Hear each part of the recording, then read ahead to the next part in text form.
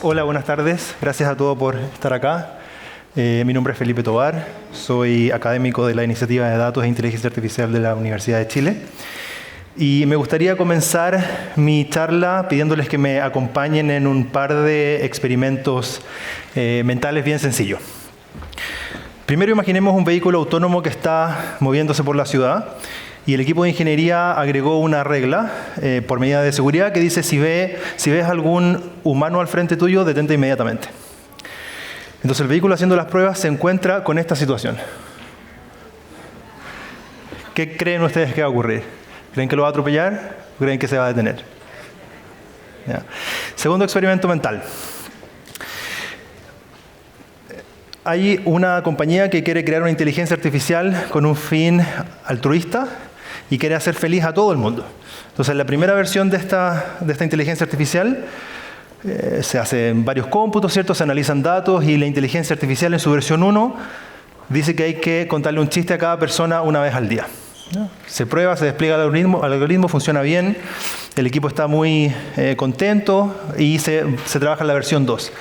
Se consideran más GPU, más datos, más ingeniería.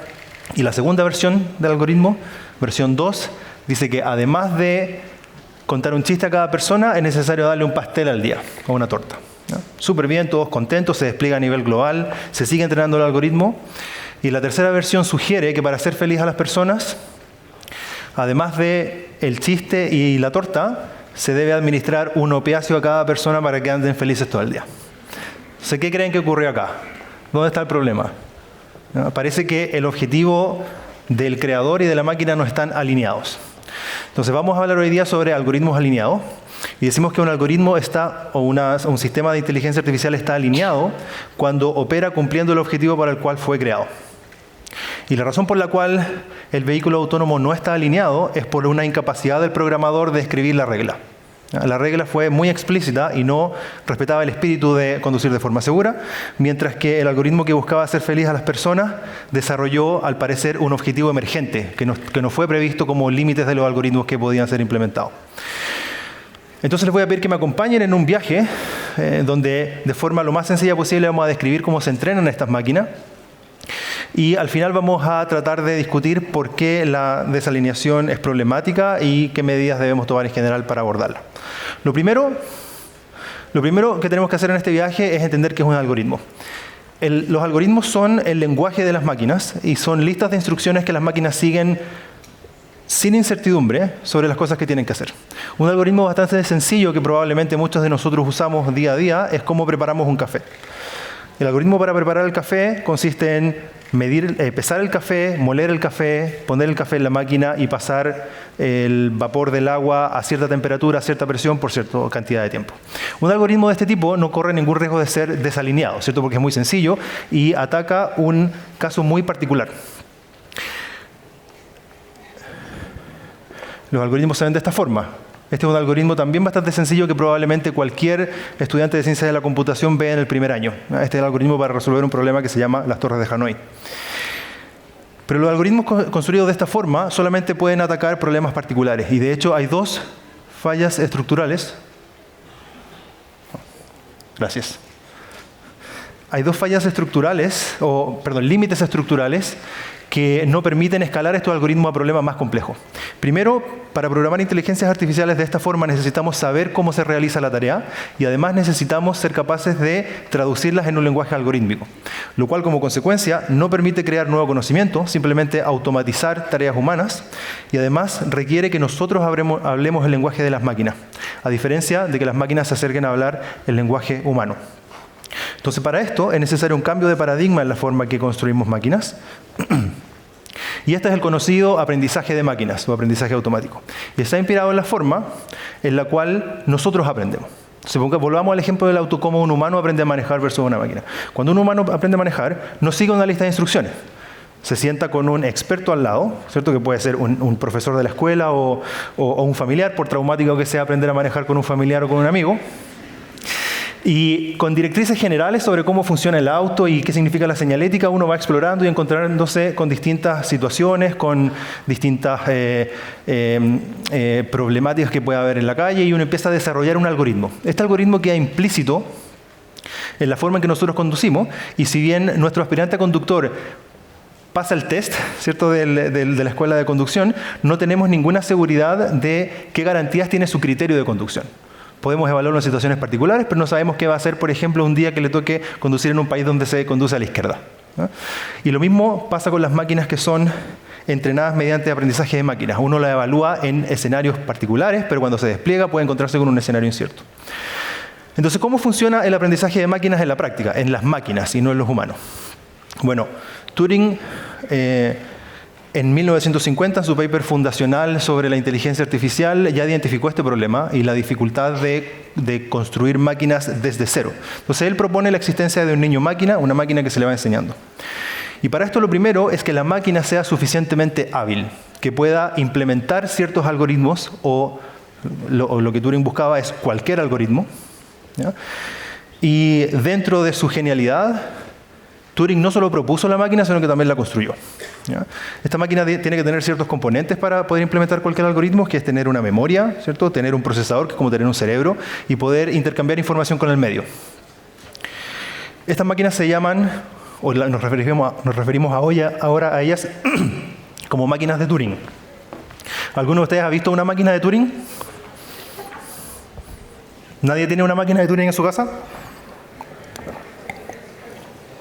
Bueno, probablemente todos tienen una máquina de Turing ahora en su bolsillo, que es su teléfono, ¿ya? Una máquina de Turing es el precursor del computador y usamos prácticamente la misma arquitectura que Turing propuso, por supuesto con otros mecanismos electrónicos, no era necesariamente electrónica en ese tiempo. Entonces, con la máquina de Turing o con el computador, que es capaz de implementar cualquier algoritmo, ahora solamente falta buscar el algoritmo, ¿ya? Y para eso ya estamos de acuerdo que es difícil encontrar el buen algoritmo para una tarea compleja. Entonces, lo que podemos hacer es, de nuevo, un ejercicio más o menos abstracto, es considerar el espacio de todos los posibles algoritmos, donde están los algoritmos simples que podemos escribir y los algoritmos muy complejos que no podemos escribir como una lista de instrucciones. Y vamos a suponer que podemos implementar cada uno de estos algoritmos en el vehículo autónomo o en cualquier máquina, ¿ya? Y desplegar la máquina en el mundo y ver cómo le va. En el caso del auto, uno podría decir a la máquina, al vehículo autónomo le fue bien si no obtuvo infracciones, o le fue muy mal si tuvo muchas infracciones. Entonces, para cada algoritmo yo podría evaluar cuán bueno es el algoritmo en base a la cantidad de infracciones que tiene, ¿ya? Entonces, esto va a definir un paisaje, ¿ya?, en donde cada punto del paisaje representa cuán malo es mi algoritmo, porque es la cantidad de infracciones que tiene el auto una vez que lo despliegue. Entonces, el aprendizaje de máquinas funciona buscando en este paisaje cuál es el punto más bajo, ¿no? Entonces, cuando uno explora, si yo voy a hacer trekking a un paisaje como este, ¿no?, necesito tener zapatos apropiados, ¿cierto?, ropa cómoda, probablemente un GPS, binoculares, equipamiento, necesito herramientas. Y cuando buscamos en este espacio los algoritmos, también necesito herramientas, pero herramientas matemáticas. Necesito entender, por ejemplo, cuán cercanos están dos algoritmos. Para eso necesito saber geometría, ¿ya? Necesito entender cuál es la forma de este paisaje. Para eso necesito análisis funcional. Necesito, cuando llego a un valle, tener ciertas garantías, efectivamente es un mínimo, porque seguramente yo llego a un mínimo y para el otro lado sigue siendo puedo seguir bajando o subiendo. Para eso necesito saber optimización, ¿ya? Entonces, este es un ejercicio abstracto, pero en la práctica, por supuesto, uno no puede desplegar el vehículo irresponsablemente en la calle. Entonces, lo que uno hace en la práctica es obtener como copias del mundo, observaciones del mundo. Y es ahí donde entran los famosos datos. ¿Por qué hablamos de datos cuando hablamos de inteligencia artificial? Entonces, uno mira el mundo, saca unas fotos y después, en un ambiente controlado, le voy mostrando estas fotografías o estos datos a mi máquina, ¿cierto?, para que la máquina tenga una noción del mundo. El problema es que los datos a veces no reflejan fielmente la realidad, ¿ya? Y nunca van a ser capaces de captar toda la realidad, simplemente algunas cosas. Entonces, efectivamente, cuando yo navego, no tengo acceso al paisaje completo. Tengo acceso a un paisaje que es una versión con menos información, ¿ya? Y por eso usa esta figura donde el paisaje está como teselado, que es similar al pensador que está afuera, que es la versión original del pensador, pero más rugosa, tiene menos información de su forma. Es lo mismo que pasa cuando estoy tratando de bajar por este paisaje. Y además, la forma específica de este paisaje, donde tengo o no tengo información, es específica al conjunto de datos que tengo. Entonces yo podría analizar distintos subconjuntos de datos y voy a perturbar este paisaje y eso me va a ayudar a bajar, ¿no? Y la técnica que se usa para bajar es una técnica que se llama descenso del gradiente, que es una técnica que se ha estudiado mucho en los últimos 50 años, pero sus principios datan de más de 100 años. Ya se hablaba de Newton hoy día en la mañana en una charla, probablemente desde ahí. Entonces, con esto en mente, podemos profundizar con un poco más de detalle qué es estar desalineado para un algoritmo. Y podemos identificar 3 objetivos. Primero está el objetivo previsto, que es el gran objetivo que tiene el diseñador. El objetivo declarado, que es lo que uno programa específicamente, y algunos objetivos emergentes. Y cuando al menos uno de estos 3 objetivos no está de acuerdo con los otros 2, decimos que está desalineado. En el caso del vehículo autónomo que casi atropella el pollo, está desalineado el objetivo previsto con el objetivo declarado, porque el programador no fue capaz de traducir lo que quería en código. ¿Ya? En el caso de la inteligencia artificial que administra opiáceo a los usuarios, hay una diferencia entre el objetivo previsto y el objetivo emergente, porque el espacio de búsqueda de posibles opciones de hacer feliz a la gente fue tan amplio que el algoritmo encontró una solución que maximiza mi utilidad violando un borde que yo no definí explícitamente. Yo nunca me habría imaginado que la inteligencia artificial iba a empezar a drogar a la gente, ¿cierto? Entonces, ¿por qué ocurre esto? Porque nunca se me habría ocurrido poner el límite de no drogar a las personas, ¿cierto? Porque nosotros tenemos sentido común. Y ese sentido común lo desarrollamos también aprendiendo, pero nosotros aprendemos de una forma distinta a la de las máquinas. Nosotros aprendemos en distintas situaciones, de distintas fuentes, y fusionamos conocimiento de distintas tareas. En cambio, las máquinas aprenden de una forma muy focalizada, con ejemplos de positivos y negativos, ¿cierto? Con algo bien, algo que funciona bien y algo que funciona mal, para un ejemplo en particular. Y de esta forma es imposible incorporar el concepto de sentido común, ¿ya? Nosotros aprendemos generación tras generación de distintas fuentes, y eso es lo que de alguna forma esculpe nuestro criterio. Sin embargo, nos dejamos engañar por las máquinas cuando interactuamos con ellas. En un niño de 2 o 3 años, uno puede identificar un manejo de la sintaxis en el desarrollo del lenguaje que es casi impecable.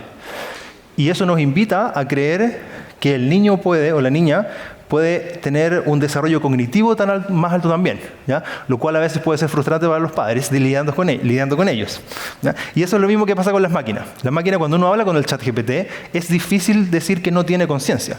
Pero el problema de identificar otras conciencias a través del lenguaje ha sido estudiado mucho antes de la inteligencia artificial y se llama el problema de las otras mentes, ¿ya? Yo no puedo asegurar que otro tiene mente solamente por cómo actúa. Simplemente estamos de acuerdo que todos tenemos mente porque es la opción más parsimoniosa, ¿cierto? Entonces, me gustaría compartir, para ya casi finalizar, una reflexión del propio Alan Turing en un conversatorio, que el conversatorio se llamaba, no alcanzo a leer cómo se llama, ni aquí ni allá, se llamaba Podemos decir que las máquinas piensan, ¿no? Y es un conversatorio que ocurrió en la BBC en 1952, hace 72 años y casi una semana, en donde había un panel de 4 científicos y Turing describe de forma ligeramente pesimista su experiencia enseñándole a una máquina, ¿no? Y dice, he hecho algunos experimentos para enseñar a una máquina a hacer operaciones sencillas. ¿Ya? Ahí está él enseñando. Entonces, y fue necesaria una gran cantidad de intervenciones para obtener algún resultado. La máquina aprendía tan lentamente que necesitaba mucha enseñanza. Entonces, otro de los integrantes del panel le dice, bueno, pero Alan, ¿quién aprendía? ¿Usted o la máquina? A lo que Alan Turing responde, bueno, supongo que ambos estábamos aprendiendo. Entonces, lo que quiero ilustrar con esto es que estamos aprendiendo y muchas veces creemos que la tecnología está madura, ¿ya? No sabemos todavía cómo funciona esta tecnología y necesitamos seguir aprendiendo.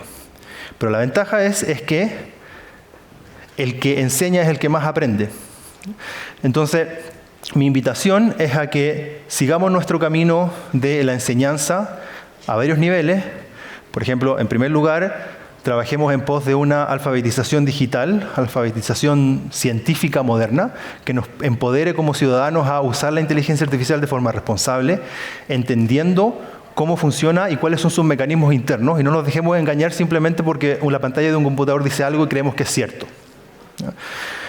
Debemos también, además del nivel comunitario del aprendizaje, debemos potenciar nuestro equipo científico para abordar problemas como los que llevan a la desalineación. La Academia Chilena es de primer nivel y tenemos líderes en distintas disciplinas, desde astronomía, economía, matemáticas, ingeniería, biología, salud. Y la madurez de la comunidad científica chilena ha sido producto de esfuerzo y políticas públicas de muchos años, ¿no? Tenemos que estar muy orgullosos de nuestra ciencia y de alguna forma replantearla para los desafíos que hoy tenemos que vienen de la mano de la inteligencia artificial. Se necesitan muchos puntos de vista para poder abordar este problema de forma segura y, lo más importante, desde Chile. Si solamente creemos que la inteligencia artificial es comprar más cuotas de cómputo, data centers o licencias de ChatGPT, estamos perdidos. Tenemos que entenderla, es un desarrollo científico. Y hubo un término que ocupó Claudia López ayer sobre la inteligencia artificial, que no solo tenemos que adoptarla, sino que tenemos que apropiarla, ¿no? Si estamos hablando del criterio de las máquinas de inteligencia artificial, entonces tenemos que crear máquinas de inteligencia artificial con nuestro criterio para nuestros problemas. Y entender que la inteligencia artificial es una revolución en varios aspectos, pero más importante es una revolución intelectual. Muchas gracias.